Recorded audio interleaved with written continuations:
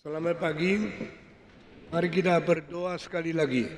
Berkatilah jam ini, berkatilah setiap kalimat yang akan keluar daripada hamba Tuhan dan menjadi berkat bagi kami. Siapkan hati kami menerima segala pengajaran, segala teguran, dan segala pembentukan rohani kami. Dalam nama Yesus Kristus, penebus dan juru selamat kami yang hidup, kami sudah berdoa. Amin. Saudara, hari ini kita akan meneruskan panggilan Tuhan untuk Abraham. Jikalau Tuhan sudah memanggil seseorang dan orang itu mempersiapkan diri mendengar, maka segala sesuatu akan berubah. Manusia sudah biasa hidup di dalam kebiasaan, kemalasan, dan tidak suka dirubah. Karena kita lebih suka mengikuti apa yang sudah rutinitas di dalam hidup kita, yang kita rasa sudah nyaman dan yang kita rasa sudah puas. Segala gangguan, segala sesuatu perubahan yang baru menimbulkan kerisauan atau menimbulkan sesuatu gangguan, kesulitan yang sulit kita mengadjust kembali lagi. Tetapi Tuhan bukan demikian. Tuhan adalah selalu berdinamika untuk merubah, memimpin anak-anaknya untuk menuju kepada hari depan yang berbeda dengan yang hari-hari lampau.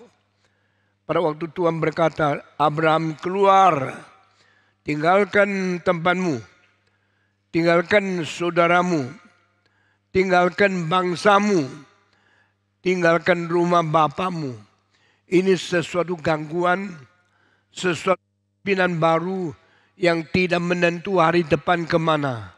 Tetapi ini merupakan satu hal yang harus dijalankan oleh orang-orang yang mau taat kepada Tuhan. Karena tidak mungkin Allah mengerjakan sesuatu tanpa rencana. Allah kita adalah Allah yang berencana. Allah kita ada yang berencana dari kekekalan berdasarkan sesuatu bijaksana, kedaulatan, kemampuan yang melebihi daripada pengalaman manusia, melebihi daripada apa yang pikirkan, apa yang kita bayangkan, pengalaman kita yang sangat terbatas. Itu sebab tidak gampang menjadi seorang yang namanya Abraham waktu mendengarkan panggilan itu. Sekarang berapa banyak di dunia ini harap hidup nyaman jangan diganggu, harap hidup rutinitas jangan dirubah, karena kita sudah sangat sesuai, sudah sangat biasa di dalam hidup yang sudah kita lakukan. Tetapi Tuhan tidak demikian. Tuhan melihat kemungkinan potensi yang akan datang, dan itu merupakan sesuatu hal yang kita tidak mengetahui pada permulaan. Tapi akhirnya pasti terjadi sesuatu perubahan dan sesuatu keindahan yang kita tidak berani membayangkan. Saudara-saudara, itu sebab Tuhan berkata, aku akan merubah engkau, memimpin engkau, membawa engkau pergi kepada hari depan yang tidak menentu itu. Tinggal kemana? Tahu. Kemana? Tidak tahu. Wah, ini susah. Meninggalkan tempat yang saya sudah biasa, saya sudah puas, saya sudah adjust, saya sudah rutinitas hidup dengan sesuatu peraturan, sesuatu kebiasaan yang sudah hafal. Tetapi membawa pergi ke tempat di mana yang saya tidak tahu, ini sangat sulit. Tetapi saudara-saudara, hidup yang tidak berubah, hidup yang tidak mempunyai sesuatu hari depan yang lebih baik, lebih luas, lebih tidak menentu, itu bukan hidup yang Tuhan mau. Itu sebab Abraham menjadi orang pertama sesudah Adam. Bedanya kira-kira 6.000 tahun. Baru mendengarkan panggilan Tuhan yang dahsyat, yang sangat sukar diterima itu. Pada waktu Abraham seorang diri, kalimat ini hanya muncul satu kali dalam seluruh kitab suci. Yaitu muncul di Yesaya pasal 51 ayat kedua. When Abraham was he himself alone, I call upon him. Begitu singkat, tetapi begitu unik. Tidak pernah satu kali di lain tempat di seluruh kitab suci menyebut Abraham seorang diri. Apa artinya seorang diri? Pada waktu itu sebelahnya tidak ada manusia. Kota itu tidak ada orang lain. Tidak. Abraham berada di kota yang paling ramai. Kota zaman kuno yang paling besar. Kota yang tanahnya paling subur. Kota yang penduduknya berpuluh-puluh, beratus ribu orang. Dia tidak seorang diri.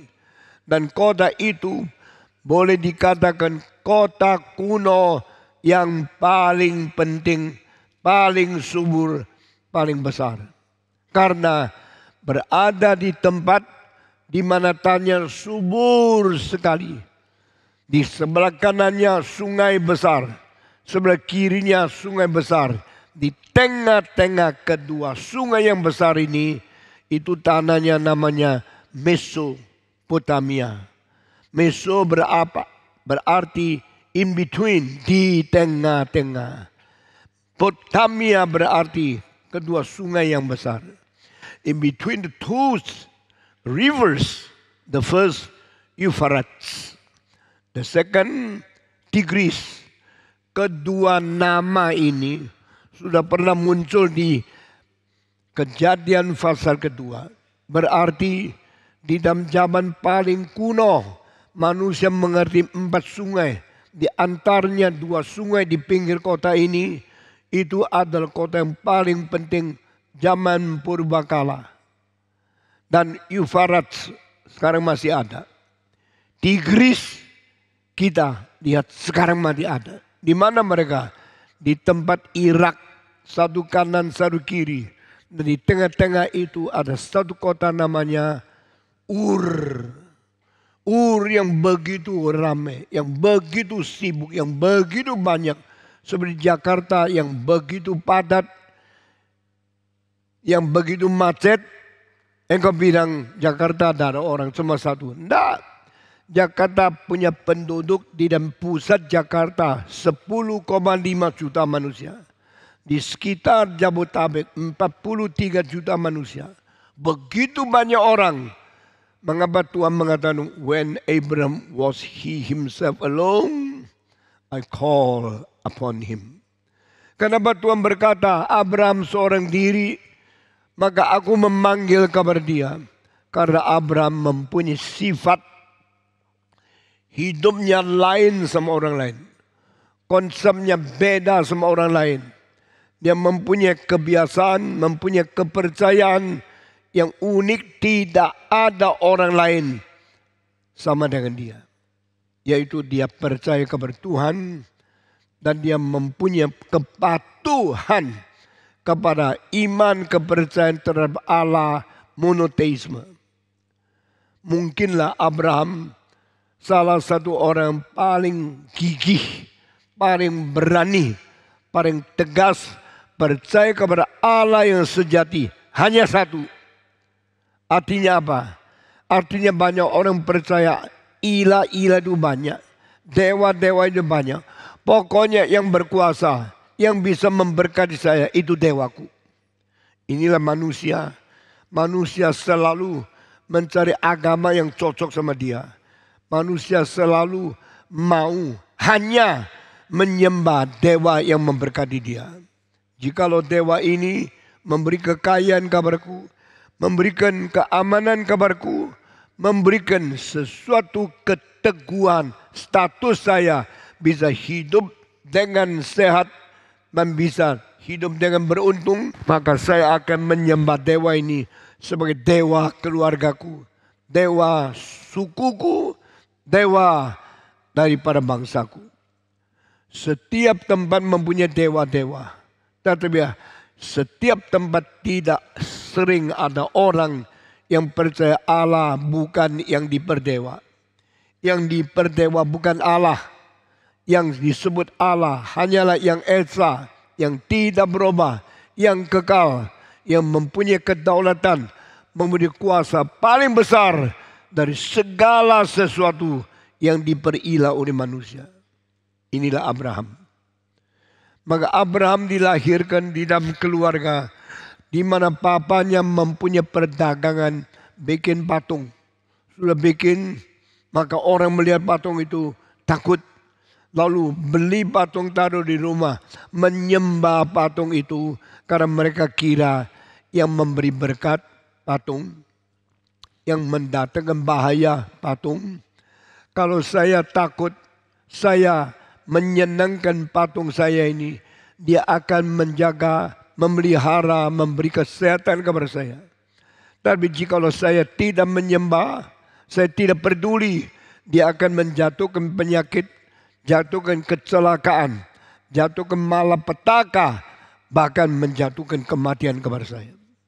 Orang ramai-ramai beli patung, maka Allah yang dijadikan patung itu dibeli oleh banyak orang di kota Ur, dan papanya Abraham. Dia menjual patung-patung itu. Tetapi Abraham dari kecil pikir, inikah Allah? Tidak. Allah seperti ini? Tidak mungkin. Allah yang sejati, mana mungkin mempunyai hidung mata seperti manusia? Allah yang sejati mungkin mempunyai tubuh seperti manusia. Allah yang sejati dikasih makan apa? Dia baru hidup kalau sudah makanan cukup. Makanan apa yang bisa mencukupkan Allah? Makan apa yang bisa mendukung keberadaan Allah terus berada di dunia? Abraham yang masih remaja sama sekali tidak mau terima. Itu sebab dia tidak setuju papanya. Engkau yang menjadi ayah anak muda, jangan sombong. Jangan terus menindas, memaksa, atau memukul anakmu karena dia tidak dengar sama kamu. Siapa tahu yang salah kamu. Siapa tahu yang benar dia. Lalu engkau menganiaya anak, engkau memaksa anak mengikut kemauanmu.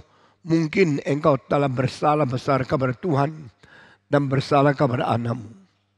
Satu hari, papanya Abraham berkata, jaga toko ini, saya akan pergi. Nanti kalau saya pulang, semua mesti baik-baik. Dengar baik-baik ya.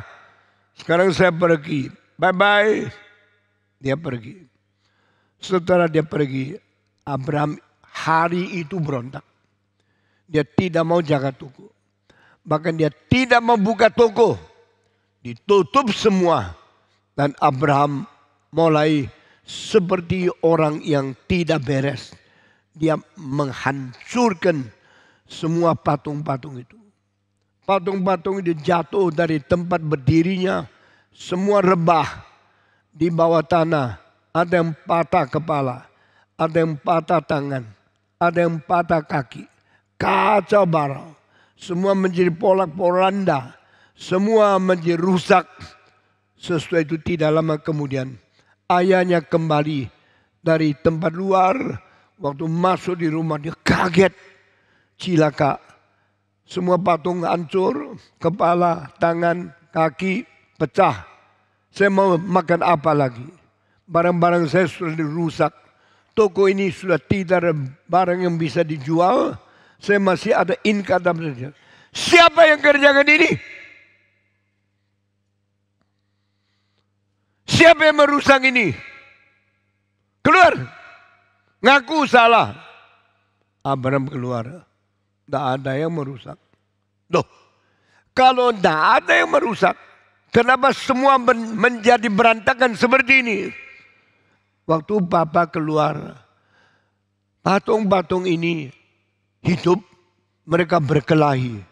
Tidak mungkin. Patung tidak mungkin berkelahi. Patung tidak mungkin berantem. Kamu yang bikin rusak ini. Mereka berkelahi. Akhirnya mereka marah-marah. Saling mematahkan tangan, kaki, kepala, perut, semua. Mereka bikin sampai sekarang. Mereka semua mati semua di sini. Jangan menipu saya. Patung tidak mungkin berkelahi. Patung itu mati. Patung tidak mungkin berantem. Pasti kamu. Abraham dengan tenang mengatakan, Papa, kalau patung tidak bisa berkelahi. Karena patung mati. Bukan saya menipu Papa. Papa menipu rakyat. Papa menipu orang lain. Papa jual barang, dapat uang supaya orang lain menyembah patung yang tidak ada hidupnya. Patung bukan Allah. Papanya tidak bisa jawab. Papanya tenang, dengar, pikir. Lalu papanya diam. Saudara-saudara, inilah sebab Yesaya pasal 51 mengatakan, waktu Abraham seorang diri, saya memanggil dia. When Abraham was all himself alone, I call upon him. Saya mau tanya, Abraham dipanggil umur berapa? Abraham waktu dipanggil sudah umur 75. Berarti bagi orang yang percaya kepada Allah, dia bertahan berpuluh-puluh tahun dari remaja menyembah Tuhan yang esa. Dari masih muda percaya Allah bukan patung, Allah bukan dewa, Allah yang Maha Esa di surga. Saya harus beribadah kepada Dia. Anak seperti ini jarang ada di dunia. Sama seperti anak-anak kita yang sama-sama lahir zaman ini. Ada yang sukanya dagang, ada yang sukanya judi, ada yang sukanya main perempuan, ada anak-anak tidak mau sekolah. Anak-anak yang saben hari boros, malas, berbuat jahat, dan kerja hal yang tidak-tidak. Tetapi di antar sekian banyak anak, mungkin ada satu dua yang takut sama Tuhan. Yang diam-diam mikir mendalam dan bekerja ibadah, bekerja moral, menolong orang miskin dan sebagainya. Perhatikanlah anakmu. Saya minta orang tua jangan selalu membela anak. Semua anak sendiri yang paling baik. Semua anak diri yang benar-benar. Semua anak tidak salah karena dia anak saya. Anakku pasti baik dong. Lucunya coba. Mukanya, gerak-geriknya begitu menarik. Saya pasti mencintai anak. Tidak salah mencintai anak. Tetapi membela, memanja, dan membiarkan anak berbuat dosa, engkau terus diam dan terus membela dia, itu tidak benar. Di dalam gereja ini saya menjadi teladan. Saya tidak suka membela anak. Saya tidak suka memanja anak, cucu, atau famili saya. Dari istri sampai anak-anak. Daripada anak-anak sampai cucu-cucu. Saya melihat mereka besar, tenang-tenang memperhatikan gerak-gerik mereka bagaimana. Semua cucu saya ikut kebaktian harus duduk diam. Semua anak saya beriman kepada Tuhan harus bertanggung jawab. Karena saya tidak mau dari keturunan saya ada orang-orang yang bejat, yang tidak hormat kepada Tuhan. Coba tanya, adakah orang yang bela keturunannya, akhirnya keturunannya jadi orang hebat, orang besar? Tidak. Di dalam anak-anak kita ada orang biasa banyak sekali. Ada anak yang main piano luar biasa.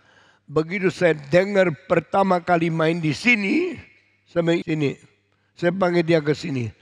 Saya minta dia ganti piano. Saya minta dia belajar lebih rajin. Karena saya telah melihat sesuatu kemungkinan yang tidak ada pada orang lain. Meskipun anak-anakmu begitu banyak.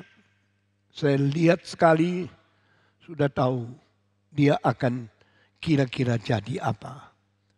Saudara-saudara, when Abraham was all he himself alone, I call upon him. Mengapa Tuhan panggil Abraham? Karena mau memanja dia? Tidak. Karena mau merugikan dia? Tidak. Karena mau merubah hidupnya. Saudara-saudara, kalau ada panggilan Tuhan kepada salah satu orang di sini, apalagi anak muda, engkau jangan menolak, jangan menghina. Saudara-saudara, jikalau di antara kamu Tuhan memberikan anak, memberikan cucu yang mempunyai bibit dan mempunyai potensi yang tidak ada pada orang lain, saya mau tanya, siapa bisa melihat itu? Can you see the perspective of the future of your children, of your descendants? Can you see the guidance of God hidden in their life that no one discover, but you realize that? Ini penting sekali. Allah melihat potensi Abraham. Allah melihat keunikan Abraham. Maka Alkitab berkata, waktu Abraham seorang diri, saya memanggil dia. Kembali kepada tadi, saya berkata pada waktu Tuhan panggil satu orang, orang itu harus taat, orang itu harus peka, mendengar panggilan Tuhan. Karena tidak ada panggilan Tuhan yang bukan berdasarkan rencana dia. Our God is a God of planning. Our God is also a God of wisdom. Our God is God of sovereignty. Allah kita adalah Allah yang berdaulat. Allah kita Allah yang berbijaksana. Allah kita adalah Allah yang berplanning, mempunyai rencana untuk setiap orang kita. Pada waktu rencana sudah di-reveal, revelation of God is called the vision. Allah memberikan visi, yaitu membagikan apa yang dia lihat, supaya orang yang dia cintai juga melihat bersama-sama. When you can see what is hidden in the wisdom of God, in the planning of God, then you see that wisdom, you see the vision. After vision given, mission is given too. Setelah Allah memberikan visi, Allah memberikan misi. Visi melihat apa yang Tuhan rencanakan. Misi melaksanakan apa yang Tuhan perintahkan. Visi dan misi. Banyak orang suka bicara visi, misi, visi, misi. Saya waktu membaca, saya mengetahui ngawur. Mereka tidak mengerti artinya visi. Tidak mengerti artinya misi. Cuma ada keinginan sendiri, ada ambisi sendiri. Lalu bikin istilah visi dan misi saya. Saudara mengerti visi? Sudah tahu apa itu visi? Sudah paham apa itu misi? Sudah mengerjakan misi? Yang kau kerjakan adalah ambisimu, keinginanmu, pikiran khayalan yang egois untuk engkau. Itu bukan visi dan itu bukan misi. Abraham mempunyai visi dan misi.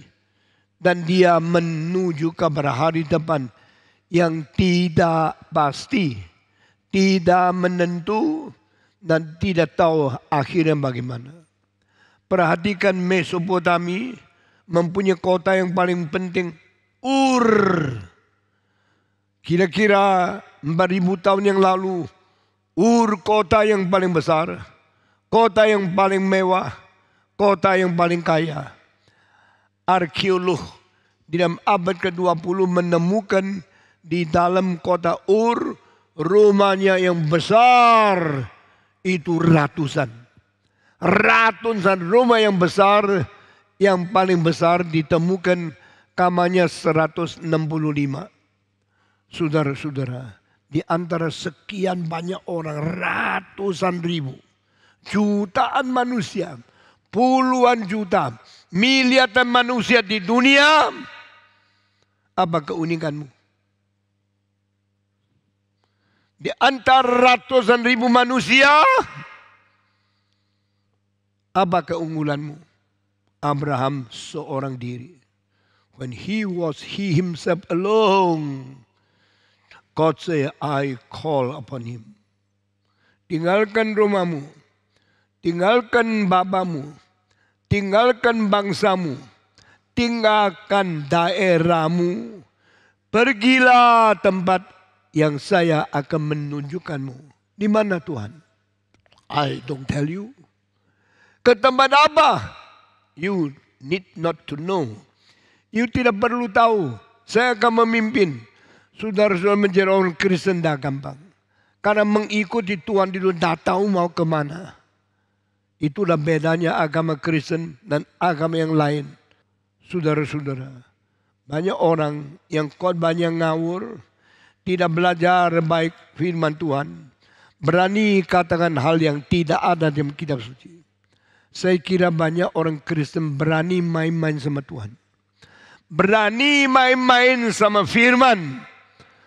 Berani mempermainkan orang anggota-anggota yang Tuhan berikan kepada dia. Mari kita belajar di kitab suci. When Abram was all he himself alone, God called upon him. Tuhan memimpin dia ke tempat yang dia tidak tahu. Past I know. Future I don't know. I have to leave my father's land, my family's house, my nation's country. Saya harus meninggalkan tanah bapakku, keluargaku, bangsaku, daerahku yang sudah saya tahu, yang sudah saya kuasai, saya bos di dalamnya.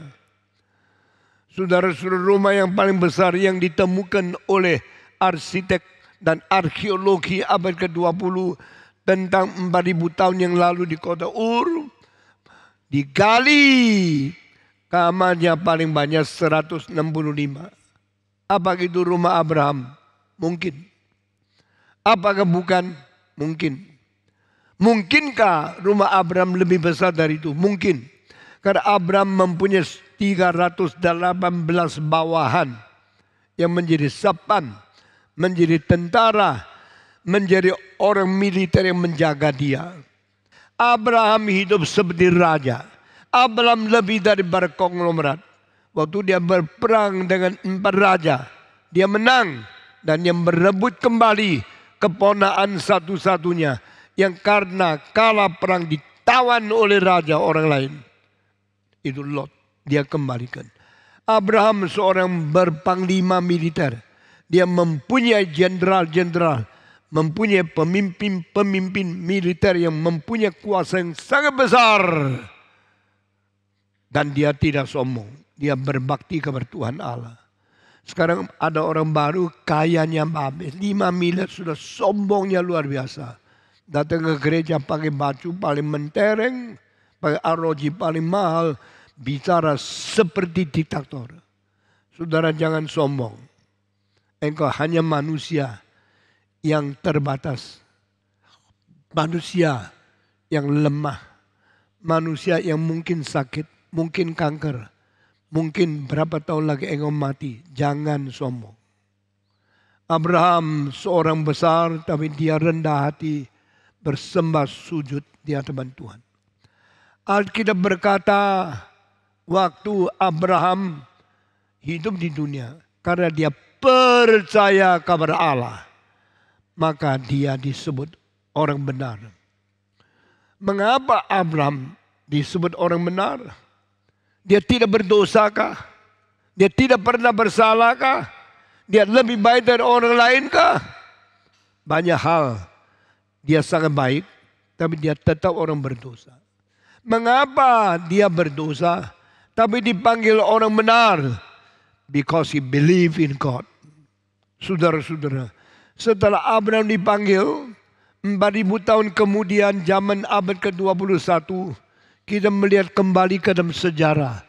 There was a man called Abraham 4,000 years ago, called by God to leave his land, his native, his nation, his father, and go to the unknown place of the future. Kita melihat kembali 4,000 tahun yang lalu ada satu orang namanya Abraham. Dipanggil Tuhan meninggalkan rumahnya dan pergi ke tempat yang dia tidak tahu. Sekarang sudah lewat 4,000 tahun. Sekarang tanya dunia, kenal Abraham tak? Ada 3 kelompok mengatakan, kami sangat mengenal. Kelompok pertama, orang Yahudi. Mereka menyebut Abraham leluhur mereka yang paling penting. Dan Abraham percaya kepada Allah. Allah mereka Allahnya Abraham, Allahnya Ishak, dan Allahnya Yakub. Of Abraham, Isaac, and Jacob is the true God, is the only God, is the highest God, is the greatest God. Orang Yahudi kenal Abraham. Hanya kelompok kedua. Engkau kenal Abraham, kami kenal. Kelompok kedua ini namanya orang Kristen. Orang Kristen berkata, Abraham adalah orang yang mewakili semua orang yang beriman. Orang Kristen percaya kepada Tuhan karena mengikuti teladan Abraham. Abraham menjadi anak Tuhan dan dia menjadi bapak semua orang Kristen. He's the father of all the believers. Kita semua percaya karena kita semua anak Abraham. Bukan anak secara silsilah kedagingan. Tapi kita semua ada anak kerohanian. We are hereditally, we are the children of Abraham. Spiritually inherited the faith in him. Not because we are born as his offspring. We are not born as his descendant. 3 agama di Timur Tengah dikumpulkan pengikutnya paling sedikit hampir 30 miliar. Saudara-saudara, Islam hampir 20 miliar. Kristen lebih daripada 20 miliar. Ditambah dengan Yahudi 35 juta. Lebih 30 miliar orang di antara 80 miliar seluruh dunia kagum, hormat kepada Abraham.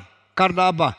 Hari itu Abraham menerima panggilan Tuhan meninggalkan tempatnya. Menuju kemana? Menuju ke tempat yang tidak menentu. Menuju ke tempat yang tidak pasti. Tuhan, saya kemana? Saya tidak kasih tahu. Unknown future. Hari depan yang kabur. Hari depan yang kita tidak tahu mau kemana. Itulah cara pimpinan Tuhan. Saudara-saudara, waktu saya dipanggil Tuhan, saya tidak tahu waktu tua jadi apa. Sekarang saya taat, sudah taat hampir 70 tahun. Sekarang saya sudah tahu Tuhan pimpin saya kemana. Dulu tidak tahu semua, sekarang mulai sadar.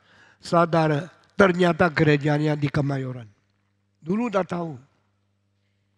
Saya pernah cari tanah hanya 400 meter. Di tempat Salemba tidak jadi. Saya pernah cari tempat bisa bikin gereja 2.000 orang di itu Jakarta, tempat lain tidak jadi.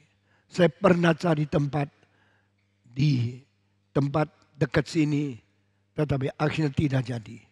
Akhirnya Tuhan pimpin saya ke sini. Waktu itu saya tidak tahu, unknown. I never know. Where will God lead me to? Saya dulu pernah pinjam tempat di Granada. 10 tahun pindah ke kampus mas. 9 tahun. Akhirnya baru menetap membangun di sini. Waktu membangun saya minta tanah yang paling besar. 14.000 meter. Bangun satu gereja tidak perlu besar begini. Tapi Tuhan pimpin saya harus berani beli tempat ini. Hari itu kalau mau hemat uang, beli tanah di seberang 4.500 meter cukup. Atau di pinggir lagi 7.800 meter cukup. Saya bilang tidak. Saat itu saya di Hong Kong dikirim fax 3 kertas. Yang satu 4.000, yang satu 7.000 lebih, yang satu 14.000. Pak Tong mau yang mana telepon? Saya bilang, tidak usah diskusi. Pokoknya saya mau tempat yang paling besar di Kemayoran. Tanah ini. Tapi uangnya tidak cukup bagaimana? Diam. Harap percaya kabar Tuhan. Akhirnya tanah dibeli. Kalau sekarang baru beli, tidak cukup uang. Kalau sekarang baru bangun, tidak bisa bayar. Itu sebab saya desain 25 gereja. Dari Medan, Semarang, Surabaya, Makassar, Manado, Malang, Solo, Jogja, Bandung. Semua yang saya desain, saya berkata cepat beli. Jangan tunggu. Jangan tunda. Tunda 1 tahun, mungkin tambah 15%. Tunda 5 tahun, mungkin tambah 80%. Tunda 20 tahun, mungkin tambah 300%. Cepat beli. Sekarang mereka yang dengar saya sudah beli tanah, sudah bangun, termasuk Solo, Jogja, Bandung, termasuk Samarinda, Batam. Semua yang taat dan semua yang mau kerjasama, Tuhan berkati. Saudara-saudara, panggilan Tuhan jangan ditunda. Dengar baik-baik anak muda. Kalau Tuhan panggil engkau menjadi pendeta, jangan ditunda. Tunda 30 tahun lagi engkau tua. Tunda 50 tahun lagi engkau mati. Tidak mungkin jadi hamba. Tidak mungkin jadi pendeta.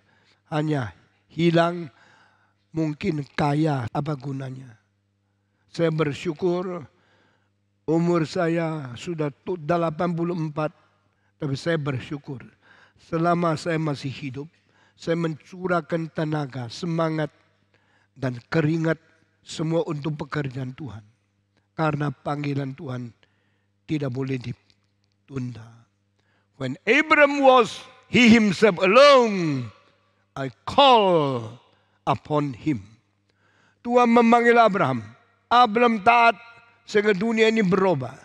Kalau Tuhan sudah panggil, engkau tidak mau taat, Tuhan bisa panggil orang lain mengisi apa yang menjadi tempat lowongan yang engkau tinggalkan. Tapi kesempatan engkau dipakai Tuhan mungkin sudah tidak ada lagi. Saudara-saudara, Tuhan mengatakan aku bawa engkau pergi.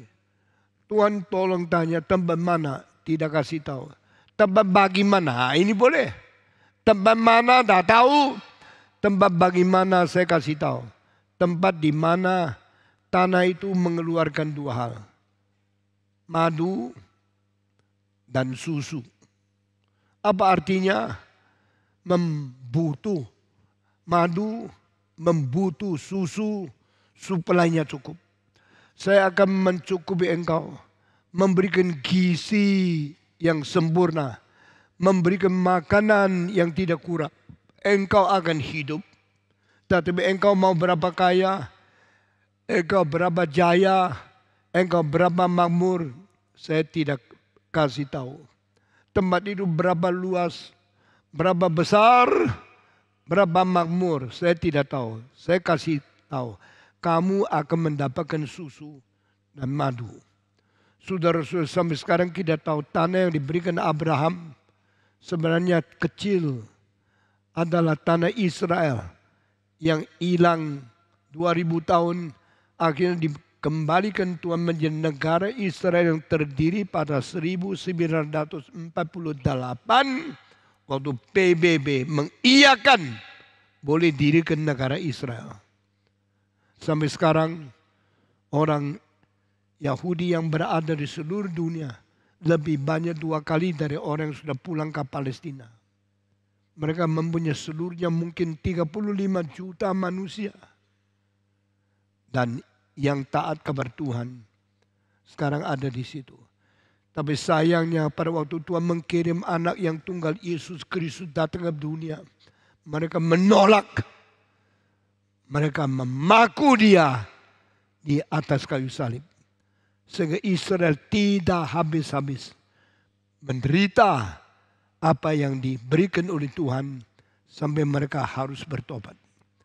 Saudara-saudara sekalian, Abraham meninggalkan. Sejarah mulai berubah. Saya memberitahu beberapa sebab yang penting. Mengapa Tuhan memanggil Abraham? keluar daripada tempat yang namanya Mesopotamia. Sebelum Abraham meninggalkan tempat itu subur sekali. Kalau engkau tanam padi, hasilnya 20 kali lipat ganda. Berarti tanam 1 kilo, dapat 20 kilo. Tanam 100 kilo, dapat 2 ton. Oh, begitu limpah. Maka Abraham tinggal di Mesopotamia. Betul sekali. Pimpinan Tuhan tidak salah. Tetapi kenapa tempat yang begitu subur Tuhan berkata, tinggalkan. Pergi ke lain tempat. Oh Tuhan, saya harus pergi dari tempat yang subur ini. Ya. Pergi ke mana? Tidak tahu. Abraham susah taat. Sama seperti banyak orang Kristen sekarang susah mengikuti pimpinan Roh Kudus kepada hari depanmu. Tapi Abraham dengar. Setelah pergi baru tahu. Arkeologi abad ke-20 menemukan zaman Abraham pergi daripada Ur, perubahan iklim, perubahan geografi, perubahan soil, tanah dan mutunya gratis. Waktu Abraham pergi dari Mesopotamia, tanah itu menjadi gersang, menjadi tidak subur lagi. Setelah Abraham pergi, tanah itu tanam apapun hasilnya cuma tambah kira-kira 2 kali saja. Dari dulu 20 kali lipat ganda menjadi 2 kali lipat ganda. Tanamnya banyak, tuainya sedikit. Modalnya tanam banyak, profitnya sedikit. Sehingga Abraham kalau tidak meninggalkan tempat itu, pasti kalau keturunan yang banyak tak cukup makan. Berarti pimpinan Tuhan betul, tidak salah, tapi engkau tidak lihat. Saudara-saudara, saya percaya orang Kristen kalau tidak peka pimpinan Tuhan, hari depannya itu sangat suram. Tapi orang Kristen kalau tidak sadar, dia masih puas dengan keadaan sendiri, tidak taat kabar Tuhan. Itu bahaya sekali. Di dalam hidup saya pernah ada rekan-rekan yang sama-sama melayani, sama-sama mengabar Injil, sama-sama dipakai Tuhan. Bagian mereka sangat diberkati oleh Tuhan, sebagian mereka tidak. Saudara-saudara, Abraham percaya kepada Tuhan. Itu sebab dia disebut orang benar. Ini kalimat tersimpan di dalam buku Roma. Dan apa yang Abraham percaya, 2 hal yang besar. Abraham percaya kepada Allah yang membangkitkan orang hidup dari kematian. Abraham percaya kepada Allah yang menjadikan ada dari tidak. Create ex nihilo and resurrect from the death. Yang dipercaya oleh Abraham 2 hal. Allah yang membangkitkan orang mati. Ikut saya, 1, 2, 3. Abraham percaya kepada, ikut, Allah yang membangkitkan semua, 1, 2, 3. Abraham percaya kepada Allah yang membangkitkan dari orang mati. Kedua, Abraham percaya kepada Allah yang menciptakan ada dari tidak ada. Semua 1, 2, 3. Abraham percaya kepada Allah yang menciptakan 1, 2, 3. Abraham percaya kepada Allah yang menciptakan ada dari tidak ada. Kalimat-kalimat yang saya suruh engkau mengikut itulah kalimat yang penting yang harus ingat selama-lamanya. I believe in God who resurrected the living ones from the dead. I believe in God who create everything from nothingness. Allah yang dari tidak ada menjadikan segala yang ada. Allah pencipta. Allah yang membangkitkan orang mati menjadi orang hidup. Allah juru selamat. Yang dipercaya 2 hal. Allah sang pencipta dan Allah sang penyelamat. The God is God of creator. The God is God of salvation. Allah yang mencipta dan Allah yang menyelamatkan. Itulah Allah yang sejati. Saudara-saudara, dewa-dewa tidak mencipta. Dewa-dewa tidak menyelamatkan. Semua ilah-ilah dari agama lain tidak mencipta dan tidak menyelamatkan. Itulah dewa palsu. Itu bukan iman Kristen. Iman Kristen, Allah mencipta dan Allah menghidupkan semua. 1, 2, 3.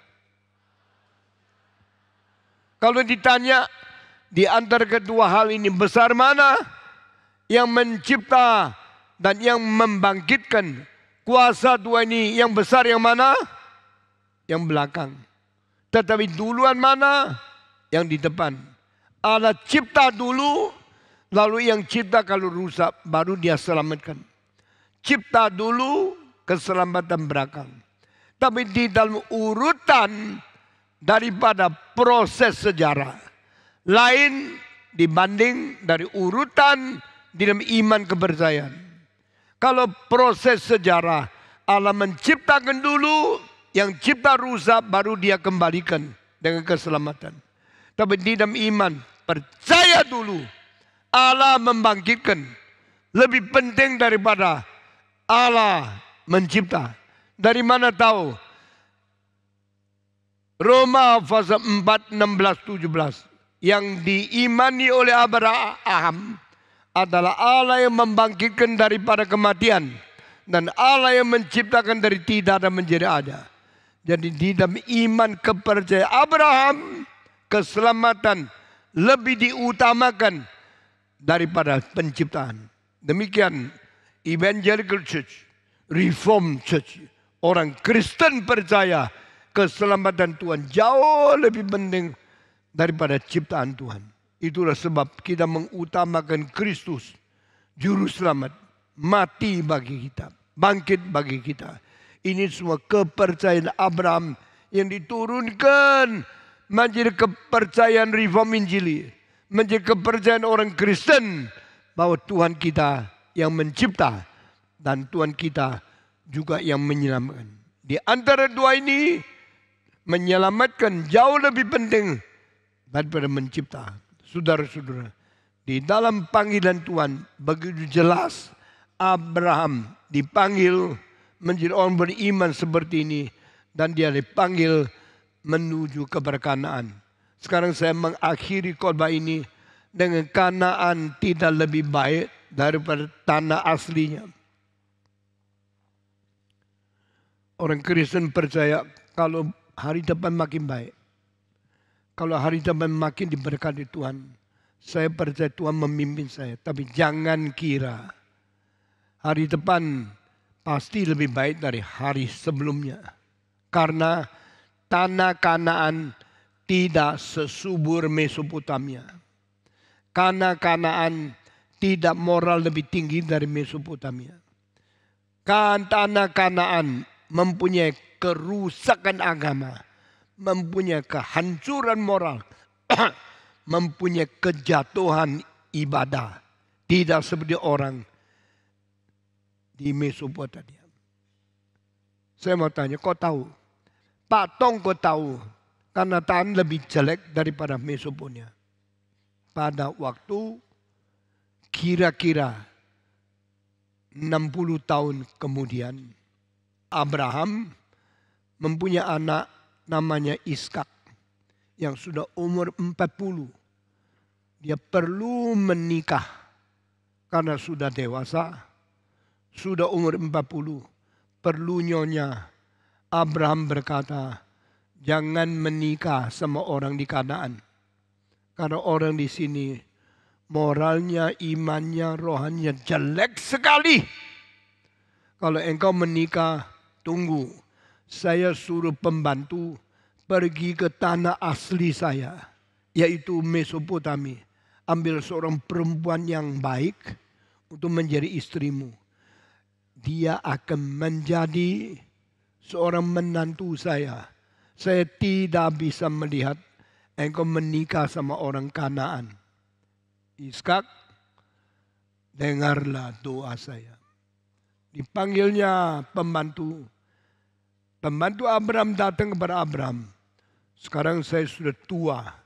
Waktu itu mungkin Abraham sudah umur 100 lebih. Sebelum dia mati, dia harap melihat anaknya mempunyai perempuan menjadi istri, mempunyai menantu dia, menghibur hari depannya dia. Sekarang engkau pergi, jangan kawinkan anak saya dengan orang di sini. Mengapa Abraham menghina? Karena dia melihat dari sudut rohani, orang di Kanaan tidak beres. Imannya tidak beres. Percaya kepada dewa-dewa yang najis. Berzina, buat jahat, dan tidak ada iman kepada Tuhan. Itulah tempat yang Abraham dipindahkan ke tempat lebih jelek. Kenapa pimpinan Tuhan begini? Kita tidak jawab hari ini. Tapi Tuhan tidak pernah salah.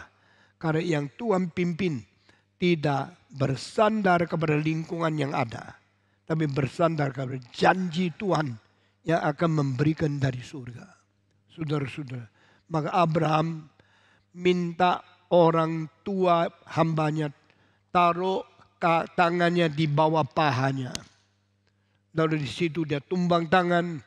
Sekarang bersumpah di hadapan Tuhan. Engkau tidak boleh menikahkan anak saya dengan orang di Kanaan. Pergi ke rumah bapakku. Yang dulu saya tinggal dari tempat itu. Carilah seorang perempuan, bawa dia kemari menjadi istrinya dia.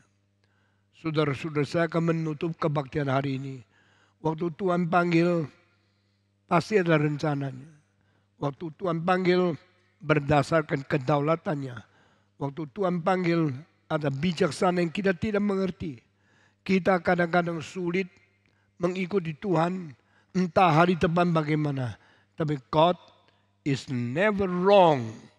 God will guide you according to His promise into the land of milk and of honey. Tuhan akan memimpin kita menuju kota yang moral orangnya jelek, tapi Tuhan akan mencukup kita dengan maju dan susu. Tuhan memberkati kita, Tuhan memimpin kita menjadi orang Kristen yang terus taat kepada Tuhan. Sampai di sini khotbah saya. Mari kita tunduk kepala, kita masuk ke dalam doa.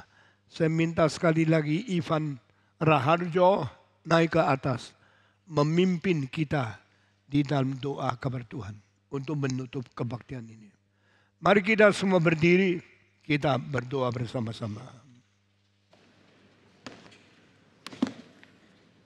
Ajar kami ya Tuhan untuk bisa seperti Abraham yang setia, memiliki kepekaan untuk mendengarkan panggilan Tuhan dan ketaatan untuk mengikutinya. Kami bersyukur kalau kami boleh menjadi anak-anak Abraham bukan karena daging tetapi karena iman. Dan biarlah kami boleh terus percaya kepada Allah yang menciptakan kami dan kepada Allah yang menebus kami. Allah yang sanggup untuk memenuhi janjinya, di mana suatu hari nanti kami pun boleh memiliki tubuh kebangkitan. Tuhan, biarlah sampai saat itu tiba, kami menjadi saksi-saksi Kristus yang setia, memberitakan Kristus yang sudah mati dan bangkit bagi kami. Terima kasih Tuhan, di dalam nama Tuhan kami Yesus Kristus kami berdoa. Amin.